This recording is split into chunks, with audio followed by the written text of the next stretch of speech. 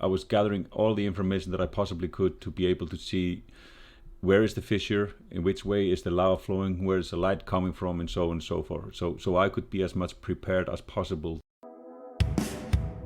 I don't know who you are, but welcome to the Irish Photography Podcast. Sit back, relax, and listen about cameras, gear, settings, stories, and all things photography. Join Darren on Ireland's Best Photography Podcast. Let's go.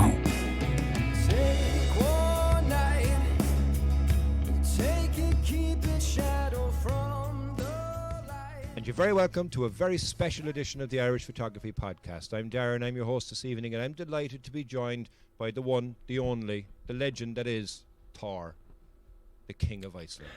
How are you getting on, buddy? I'm good. That was some sort of a great introduction, to say the least.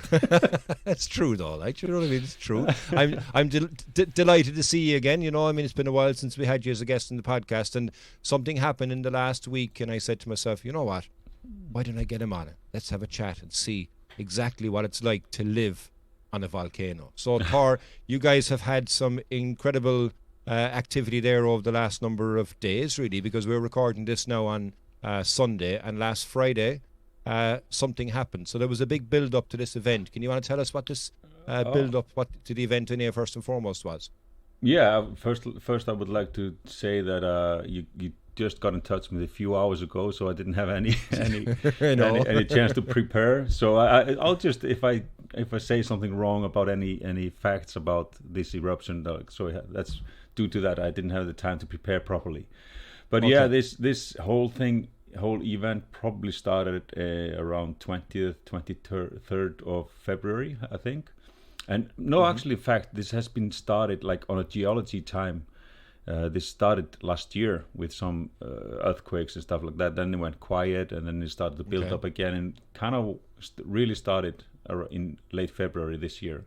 I think we have had more than 50,000 earthquakes in this small area of Reykjanes Peninsula over since this started in February until now, until it bursted out. So 50,000 earthquakes, so that's regular tremors every single day. So you knew that something was coming, but it was just a matter of when it was going to come, I imagine, yeah? Yeah, most people kind of like suspect that it would be coming soon. There is a town nearby called Grindavik. It has gotten so much, they experienced so many earthquakes that even people, they were actually leaving the town just to be able to sleep. And there even there were some doctors running studies now because of when people are living, obviously we all live on a solid ground, but when the ground is constantly moving, you get motion sickness, and there were actually people getting motion sickness because of this. And many people were just abandoning their houses and take a good break from it, and by signing into a hotel far away so they could sleep, actually. Jesus, my God. So, like, there's so many of these earthquakes, you just say 50,000 of them. I mean, what strength earthquakes were there? They were, I think, the biggest one. And where I live quite far away. I live across the bay from Reykjavik. So I'm not sure about the distance, but quite far away. And we normally don't feel any earthquakes. I felt probably only the 3 or 4 of the biggest. The biggest one, I think, was 5.7. Wow. And yeah, like I said, if you would have given me a little bit more notice, I would have been able to look up all the statics. But they had this static about how many earthquakes were above 3 or how many earthquakes were above 4 and stuff like that. So, but there were quite a few strong ones. Well, at 50,000 earthquakes, you can be damn sure there was a lot of them above 3 and a lot of them above 4, I would imagine, because, you know, even statistically with the volume that were there, you know, it's going to be the case. And as you said, like, I mean, that must have been very uncomfortable for people as well to try and sleep if it's just constantly going on and constantly moving. Like, you can only imagine, you know, it's for myself, I wouldn't want to be living there at these times. For sure. No, me neither. Me neither. And, you know, did they have an idea where the activity was going to break through, or could it have gone anywhere? Was there activity around Reykjavik, or was it somewhere distant, or was it everywhere, or what was the story? Like when it broke through on Friday, was that a surprise where it broke through, or was it kind of predicted? Well, so it depends on who you talk to, because the funny thing was that we have had this build up, a lot of earthquakes, and then it suddenly started to die down, and pretty much a lot of people were thinking like, oh, okay, it's gonna die down, and it's not gonna be nothing. And we have had that before, well, where we had this tremors and for 2 or 3 weeks, and it just dies down, just as it started like in 2019 around this area, and then it just died down. And the funniest thing was, and a lot of people here in Iceland have been sharing this on social media, on one of the biggest news media website, there was this first news was an interview with a geologist where he was stating, as we can see now, this is not going to happen. It's dying down. There will not be an eruption. Like 2 hours later, next news on the media, eruption has started. So, wow. But then again, if you talk, there was an interview with some, and technology nowadays is just amazing, because they are using satellite images to measure the movement of the ground, and they're so accurate. So they were able to draw up on a map even like where the dike is starting to form, going back few weeks. A few days, it's been a long time. It's been so many news hitting us. There was one of the geologists she said that if there's going to be an eruption, this is the place where it's most likely to happen, and it happened there. So the technology nowadays, yeah. So and within the area, I suppose that it did break through. I mean, it's what, 30 or 40 kilometers from Reykjavik. Is that right? Yeah, 30k, something like that. Okay, and is there people living around that area? Is it? No, it couldn't have bursted out in a better place. Just literally couldn't. It just couldn't. There's no inventory. It's no nothing. No power lines. No nothing nearby. Okay, and to save me butchering the name of the place where it did break through, what's the name of the place that did break through? Geldingadalur is the valley. Dalur means valley, so Geldingadalur is the name where it came up. And is that a place that you would have normally gone to before with your tours? Is there anything to photograph around there? No, nothing. No, not a chance. It's not very picturesque until this happened. until right now, yeah, exactly. And like we touched on it there before we started. I mean, I was in a conversation in Clubhouse on Friday evening, and you were there, and then all of a sudden I looked and you were gone, and I was like, okay, where's he gone? And then Bernard had said to me, Darren, I think I know where Thor has gone. There's been activity. So you pretty much were gone straight away. The moment that you knew that something was happening, you were organising. You were getting things organised for others as well. So, like on Friday when you hit the news, when it hit the news, what was the first thing that you did? The thing I did, I opened up another beer. No. First thing I did, it was basically I was just gathering. So this is what I do as a photographer. So I was organizing a helicopter flight for my clients who are actually living in Iceland at the moment, and that's what was our first initial, was to try to hire a helicopter first thing in the morning to get up there, be the first people on site. That apparently didn't work out, but that's another story. What I did was I was gathering all the information that I possibly could to be able to see where is the fissure, in which way is the lava flowing, where is the light coming from, and so on and so forth. So I could be as much prepared as possible to when we would get there, because obviously there were no images from that area at that moment. So basically what I was gathering, just news about which way is the lava flowing. So I opened up a map, found the location, and was investigating, basically. I'm a huge map nerd, so So you opened up the other beer, opened up the maps, and started to scour through and saying, where can I go, what's the best place? And like even and that's interesting you say it there, in which way was it flowing, because like if you arrive on the wrong side, then you may not have any good view of it as such, I would imagine. Yeah. That was my first initial thought, like which way is the lava flowing, where can we like if it was possible to land, but where could we land, and so on and so forth. Wow, okay.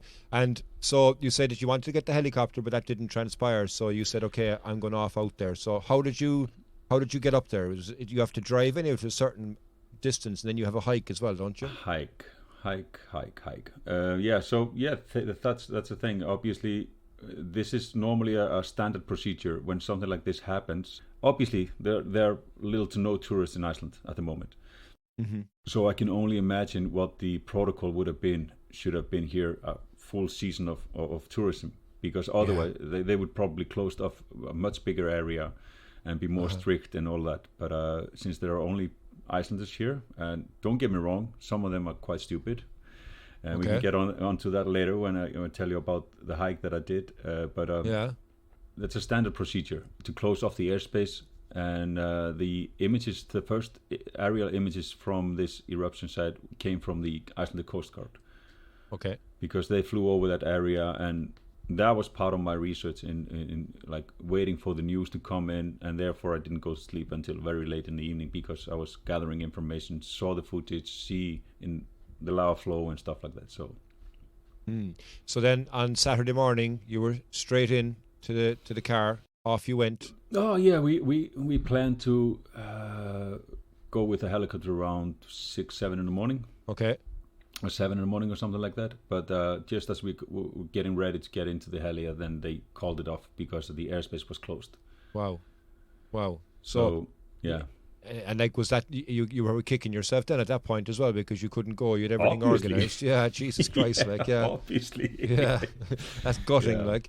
So at that point, then you said, okay, sod the helicopter, we can't do that, so let's go. So you drove the 30 or 40 kilometers. No. So no, not at all. Apparently, we weren't able to hike in at that moment either. Oh, okay. So we just decided to wait until they open up the airspace. They said provisionally they would open up the airspace around noon. Oh. So that's what my client did. They went into the helicopter. I didn't have an option to go at that point. Okay. So they went up there. They shot. They actually got their images published in media in their home country, which I'm not going to say exactly where it is, but it doesn't matter. Yeah. But so there was an awesome flight they got. They were probably one of the first commercial flights, because we had the first dip on the heli, obviously. So. Yeah. So they were one of the first one to go and photograph and I was really, really happy for them to be able to do that. So that was amazing. Absolutely, yeah. So, like, as they said, all good planning, but didn't go to waste. So you actually ended up, getting your clients to the location via helicopter to get the shots, the first of, something which everybody wanted to see as such like that, yeah.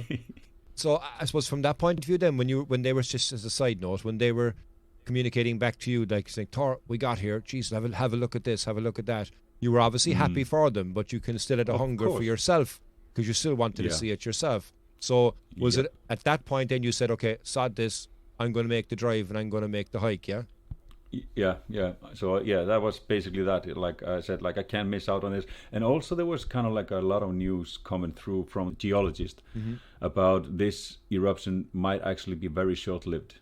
And it is honestly, it's very small. I've seen other eruptions before, but this one is very, very small. It's super photogenic, as you can see, as you've seen from the images.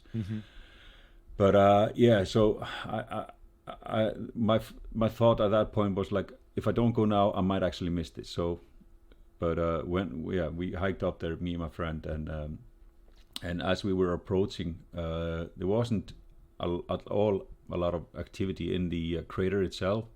Obviously there was glowing lava and all that, but it was quite, it was weak, very weak. Okay. But only shortly after we arrived, it picked up significantly. So perfect timing. So and you could hear it when it rumbled and stuff like that. It was awesome. So tell me about the hike. How far of a hike is it? My GPS watch said we hiked about 18 kilometers round trip. Wow. And what sort of terrain?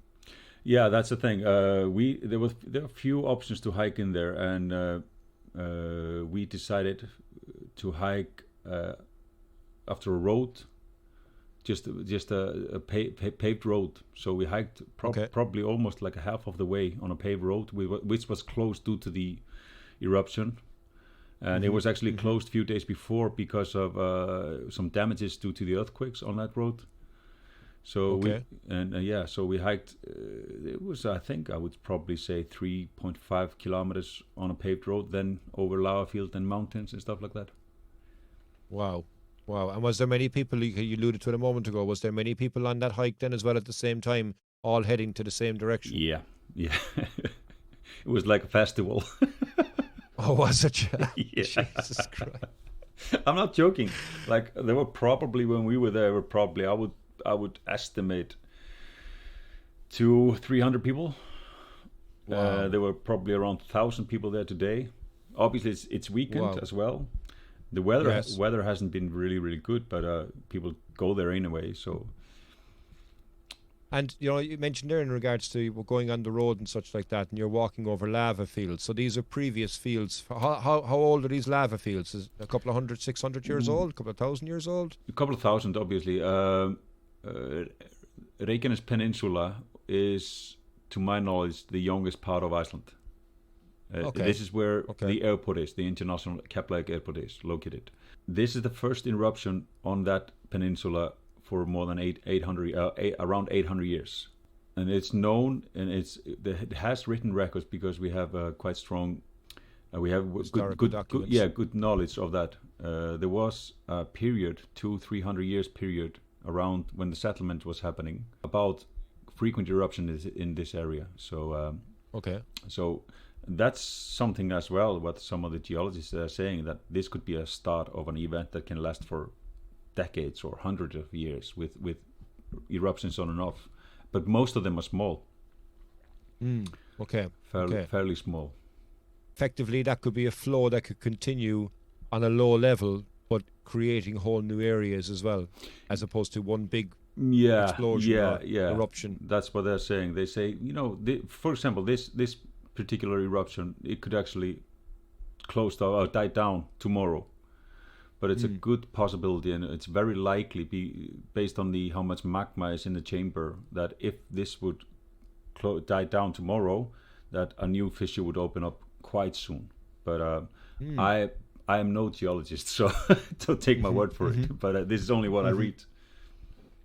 So maybe you can answer this one for me. I suppose you mentioned about a fissure and stuff like that. So that's not an actual peak of a volcano. That's something that's down lower or something. It's like a river or a stream or a break lower down. Is that what it is? I think the term fissure is when the crusts open up. But then normally, for example, in 2014 there was a huge eruption here in Iceland. It's called Thorarinn. Okay. I flew over that eruption, and I was there on a day 8 in that eruption. At that point, there were several small craters on that fissure. So, like what you saw from my image, there was this one main crater, but and there were 2 smaller ones on the left side of it. But in 2014, when I flew over that, there was like several smaller craters, like spewing lava up in the air. But then later on, those craters combined into one gigantic, like huge crater. So that's often what happens as well. Yeah. So, but as it is now, this is kind of the fissure that has opened up, but it creates this small vents, or if you can call it that. Okay. And as you're getting up there and you're getting closer and such, that you said you could start hearing the volcano and hearing the lava and such like that. Like, what does it sound like? Is it unique, its own sound? Do you want me to make the sound?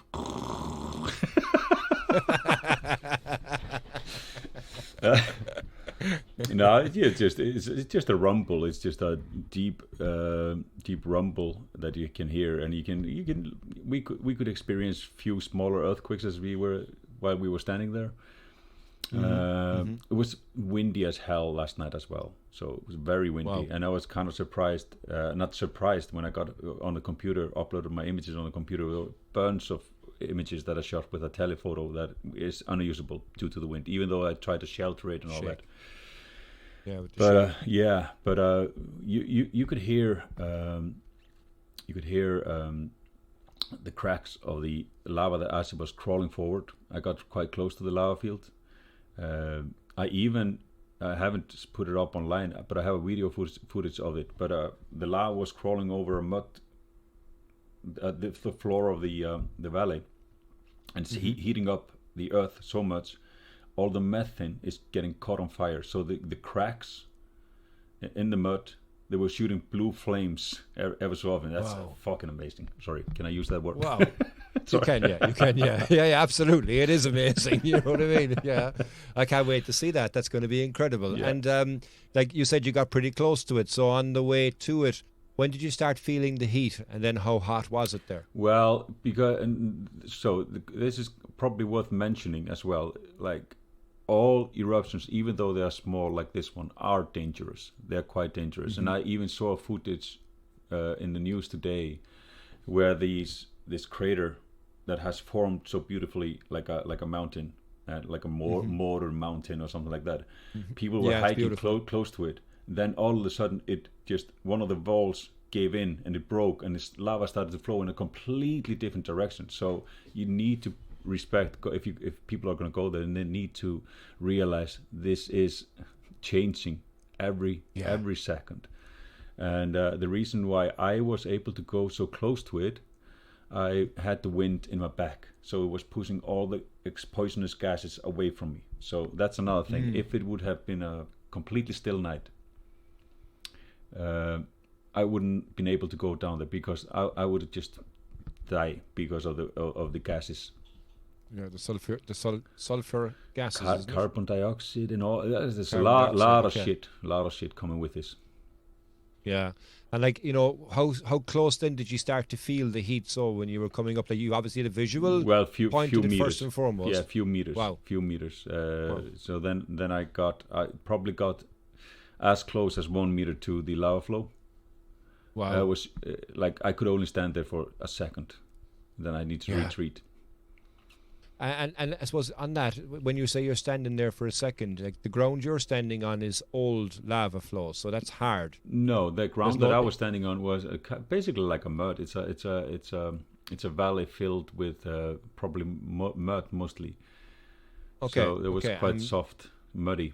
Soft. Yeah. Okay, soft and muddy. Okay, and because I'm just often, I was thinking of it there. You know, when you get to areas, does the heat itself change everything around it before the lava actually reaches? Because I'm sure the heat it does dissipate further away from it. It does. You know, I could. That's another.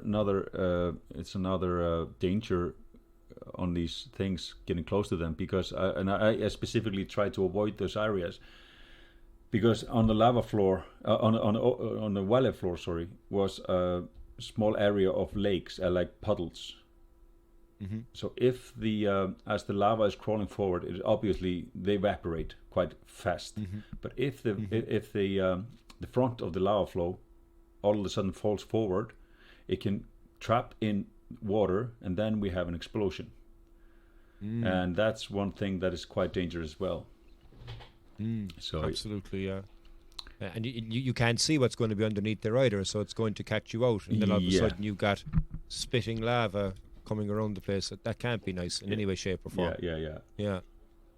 And you mentioned there a moment ago, like, that there was lots and lots of people there. I hope people were being sensible. I mean, I usually say they're not tourists, but they're still stupid to a certain extent. I mean, I imagine some people weren't being as sensible as they should be. So was it something at that point where you're kind of going, Jesus, look at this guy or this girl or whatever, like, lads, be careful there? Because you put up a picture of people on bikes, and I sent you a message, and I went, did not realize that the tires are made of rubber and rubber melts. Yeah, but the search and rescue team, they did put up a man post. So so where the road closures were, and where the parking lots were, where people could actually park their cars and start the hike, they had man post there. They had people there, and what they were actually doing, they were just screening the group and just seeing, like, if there was a guy in a short, they would specifically talk to him, because they do not have authorities to stop people from going anywhere. So they can only talk to people and try to show them that this is not sensible wearing that, like, based on the gear that they're wearing and stuff like that. So I had a short, brief talk to them, and obviously I'm a very experienced hiker, so I was actually that well equipped last night. I could have spent the night there, so that would have been easy for me. And so with that in mind, when you say that well equipped, obviously good proper boots, good gear, like, Did your boots suffer any damage No. from being in that area or anything like that? There's no scar marks or scorch marks or anything like that on the soles or anything like that? No, not at all, not at all. I didn't walk on the lava field. No, not that one. I walked over old one, but I'm not on this new one. But yeah, no. Okay. Just muddy. Muddy. Okay, well that's all right. Like, you can live with that. That's all right. Yeah, that can be cleaned down. Yeah. And then I suppose so you got on site, you'd done all your research, you knew where the place you need to be. What time did you arrive there at? Was it daytime? Was it dusk? No, I arrived around probably 2 hours before dark, something like that. Okay. Because I wanted to shoot it for a blue hour as well. Mm-hmm. So then I think there's a good balance of the light between the lava flow and the sky when it's blue hour. But obviously, when it gets dark, it's gets much trickier to photograph it. Then I turned into shooting some abstracts and stuff like that. I was amazed when I was processing the file this morning. The dynamic range and the capability of the R5 it just blew me away. Incredible, yeah, to be able to have that, I suppose, flexibility as well within the scene, because yeah. like you're dealing with red hot, white hot lava. Yeah. So that's going to be your highlighted area, I imagine, obviously, particularly in darkness. So you any of a longer exposure, you risk blowing out your highlights in the lava, I imagine, do you? Yeah, definitely. And many of the images are that way. So, but Wow. That's the joys, I suppose, really, of going out with a digital camera. We take many photographs anyway. So, and you said earlier on you were using telephoto lens only, or did you have wide-angle lens as well? Well, I brought 1635, 2470, and 7200 to this side. Okay. Yeah. Full range. Yeah, full range, yes, basically. So I was just switching between them, trying different stuff and all that. One of my biggest inspiration in this field is my good friend Mike Mesuil. Mm-hmm. Who has been documenting lava fields and eruptions all over the world for the past few years. And so I highly recommend go check him out. Yeah, he's incredible. His work is awesome, absolutely. Yeah. And tell me, so did you use the telephoto more so than anything else, or did you find that you spread it across all three? No, probably 1635 the most. Okay, so probably we're getting close enough so to them as well to be able to get that and use the aspect of the wide lens to be able to extenuate the front. Yeah, really good. Yeah. And I suppose for somebody that hasn't, like me, so tell me, I suppose, as opposed to anything else, like if I'm going to ever take photograph of flowing lava, what should I be thinking about? What tips would you share with me? I mean, what should I be conscious of? The heat. No, don't get too close. Don't bring my flip flops. Yeah. Okay. Yeah. Yeah. No, this like what should be like photographically speaking. It's all about the composition, and this is, even though the front of the lava flow moves extremely slow in this case, it's changing constantly. Mm-hmm. And what I was aiming for is to find some lava tongues that were not raging hot, but started to cool down a little bit, so you could see the blacks. But you could still see the red glow underneath. Yeah. So that was because especially after it got dark, I was kind of looking for those spots because that was easier to expose for that in one exposure. And obviously, as I was saying, this is moving, so bracketing is obviously an option, but it's not very easy, I would say. But it's possible, obviously. Mm-hmm.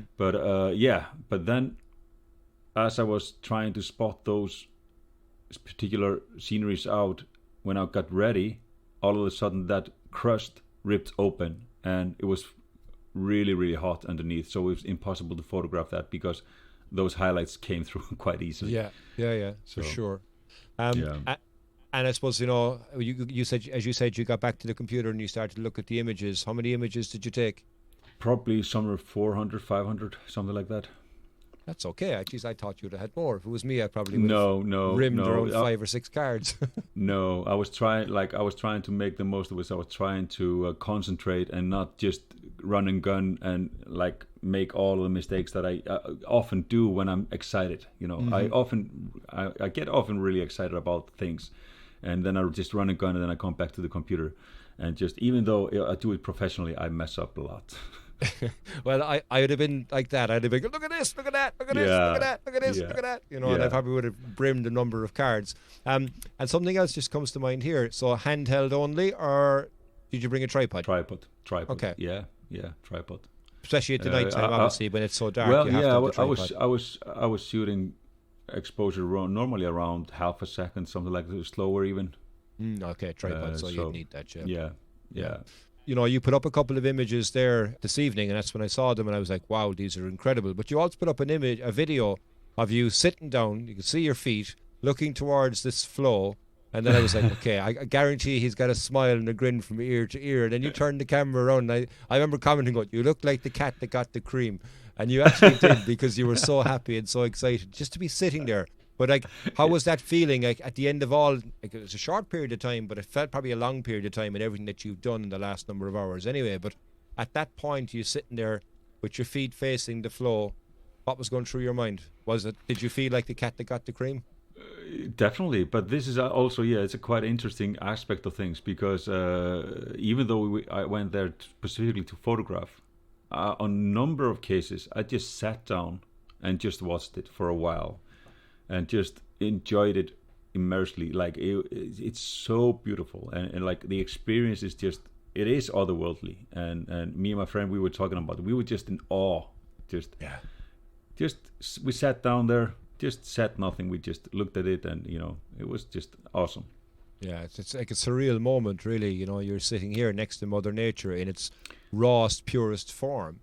It is, and we were talking about it, like we were comparing images that we shot on our phones, and obviously the internet is overflowing. You can imagine when we get a good Northern Lights show, the internet overflows with Northern Light images. You can just only imagine how it is today. Like you can't scroll through any media without seeing these images, and all these images are basically more or less obviously shot on a cell phone, and that's all good and great. But and we were talking about it, like we were comparing our images on our phones. It's like, great images, but it doesn't beat the experience. Yeah, being absolutely. Here, like it's so far from it. It doesn't deliver the experience of being there. It's just unreal. Jesus, absolutely. I mean, like I was looking at that video, and I was jealous, but I was also made up for you as well that you managed to get out there and were there, immersing yourself completely in the experience of what it actually is, because. I was looking at this evening there on the news, and they're saying that it seems to be dying down, like you would have said earlier on. So, now, who knows? It might die down and pop up again somewhere else, because there's still going to be pressure and movement there. I mean, there has been movement as well. Japan had a couple of a big earthquake there, I believe, yesterday as well. And I mean, the plates are moving, so there will be something, I imagine, that's going to come further again, Yeah, definitely. Like, and that's like I was saying earlier. This is the one of the greatest, biggest risks of going to those eruption sites. Nobody can predict with any certainty where the next fissure will open up. So while people are there, they could actually have a fissure open up behind them, in front of them, like underneath them. Nobody knows. So. It's just a risk that you need to be willing to take. That's it. Absolutely. Jesus, yeah. I mean, look, it's a once... I was going to say it's a once-in-a-lifetime, but it's not necessarily a once-in-a-lifetime opportunity if you're living there and it's something which happens on a regular basis. But in that exact spot, it's like, 800 years since it's happened, so it's a once-in-a-lifetime experience that you're not going to miss out on. But also, you have to step back, put the camera down, as you say, and enjoy it for what it actually is, because if you're just looking at it through a screen... You might as well be like me, sitting at home looking. Okay, granted, it's not the same, because you're feeling the heat, you're getting the smell, you're getting everything else. But you know what I mean? You just take in the moment for what it actually is and enjoy that, which is vitally important, I imagine. For sure, because this is. I would probably like to compare this to when I take people out to search for or see or photograph the Northern Lights. People obviously they get very concentrated and they want to capture the Northern Lights. They want to capture this rare phenomenon, which is not actually that rare. This one is eruptions are much rarer, but they, and I always tell them, take a moment, take a break, take a breather, and just look up and enjoy being here, enjoy like seeing the Northern Lights. It's pretty much the same. Enjoy the moment. Enjoy it. Yeah, definitely. Couple of other questions, I suppose, that come to mind here is, you mentioned about getting them onto the computer and looking and being blown away with dynamic range of the EOS R5. Is there a number of shots that you're still got and you're looking going, oh man, I can't wait to process that one. That's going to be incredible. Have you got a number of favourites that have popped out of it so far? Have you looked at every raw file you've taken? Like, what's the story with the images thus far? I kind of need to confess here. Okay. When I woke up this morning, when I got onto the computer, I knew I had to get this out on social media as fast as possible. Mm-hmm. So I just briefly skimmed through the catalog, picked the best one that popped out to me, mm-hmm. and I picked probably 6 or 7 images that I processed, mm-hmm. and honestly, I processed them so they were good enough for social media. I'm not mm-hmm. gonna lie. That's what, like, that, full honesty. Yeah, so, for sure. Yeah, absolutely. Yeah. And also, I suppose, because you didn't get the opportunity to go up in the helicopter in the morning, did you bring the drone? Did you fly any drone footage when you were there? That's a really good question. I have time for one more. So, I brought the drone. I brought 2 batteries. I brought the controller. But what I also did, I brought a brand new phone. And like you saw on my live video, it was very pixelated. There was absolutely no cell reception there. And I couldn't for the life of me remember the password to get into the DJI app. Oh. I couldn't get connection to go on and retrieve the password. So, sorry, didn't get any drone footage. I was so furious. Oh, no way. Yeah, I mean, don't be sorry to me. I feel sorry for you because you had everything there with you and you couldn't do it as well. Yeah. Yeah. Oh, horrible. That's how it goes. That is how it goes. Look, I'm delighted that you got there. I'm delighted that you jumped on quickly as well to give me the first-hand insights in relation to it. If people want to see these images, I've shared some already anyway as well on my own social channels. But where can people find these images, Thor? Just on my Instagram or Facebook, I believe. That's Thor Photography. Perfect. Okay, well, I'll put links into the show notes as well to direct people in relation to that. And I suppose the final question then for you is, obviously we discussed it the last time when you were on the podcast and everything was kind of in the start of the shutdowns. We're almost a year later now and there's signs of things opening back up again. So if people want to be able to come with you to locations, when can people start booking workshops with you again? Can they book now? Yeah, they can definitely. Things are definitely opening up, and the government announced just recently that anyone who have been vaccinated mm-hmm. or have a certificate of having had COVID, they can come. Even not only from, this is a big change. It was only from EU or Schengen area, mm-hmm. but now anywhere, I believe from anywhere in the world, at least from UK and the States. So they are available for traveling. And this definitely has some really positive effect to booking some of my workshops and requests and inquiries and stuff like that. So yeah, it's definitely good to be back. Absolutely, yeah, absolutely, fantastic news. I'm delighted to hear it. And look, again, I'll put the links into the show note as well if people want to be able to reach out and book one of your amazing workshops in a fantastic location with a brand new area now as well, I'm sure, which will be something that people want to go look at for a period of time as well, because it's kind of fresh in the minds. But you've got so many things to bring people to anyway. You're spoiled already in Iceland. It's just, it's incredible. It's incredible. Thanks a million for coming on at such short notice. I mean, it really was short notice, so you hadn't much time to prepare. But I think we kind of got a good feel for the experience that you've had over the last couple of days, and I'm looking forward now to seeing more images coming out as you get the opportunity to kind of go through them and finesse and fine tune and such like that. So wait, are you going back there again? Are you done with it now or what? Are you serious? Yes, I am. Make sure you get the app downloaded and get the password in for it to the DJI app. Remember when I said I'll be there in 5 minutes for this interview? I was updating my app. Wise decision. Yeah, listen, I've really enjoyed this quick conversation. Thanks a million. Likewise. Yeah, thanks for having me on. No, thanks a million for coming on, buddy. And sure, look, guys, thanks very much for listening to the Irish Photography Podcast, and I'll put the links below for Thor's details on social media and everything else. So until the next time, from me in Ireland to you in the beautiful volcanic island of Iceland, Slangafol. Hey guys, if you dig what you're hearing, why don't you jump over to iTunes, Spotify, or wherever you get your podcasts. Give us a 5-star rating and don't forget to share with your friends. With all that done, We'll see you next week, and remember, keep shooting.